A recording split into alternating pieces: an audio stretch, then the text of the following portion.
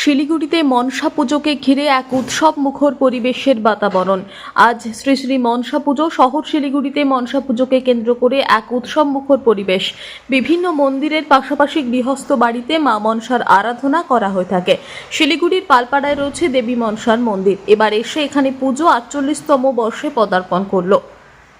সকাল থেকে আশপাশের এলাকা তো বটেই, দূর দূরান্ত থেকেও ভক্তরা এসেছেন মায়ের পুজো করতে ও মায়ের আরাধনা করতে। প্রত্যেক বছরই দেবী মনসার পুজোকে কেন্দ্র করে সংশ্লিষ্ট এলাকায় এক উৎসব মুখর পরিবেশ সৃষ্টি হয়। এবছরও ধূপের ধোঁয়া, ঢাকের আওয়াজ, এক ভক্তিময় আবেগঘন পরিবেশের সৃষ্টি হয়েছে এলাকায়। পুজোর উদ্যোক্তারা জানিয়েছেন, প্রত্যেক বছরই মহা সমারোহে অনুষ্ঠিত হয়ে মা মনসার পুজো। এবারও পুজো অনুষ্ঠিত হচ্ছে। সন্ধ্যায় থাকছে দর্শনার্থীদের জন্য প্রসাদের ব্যবস্থা।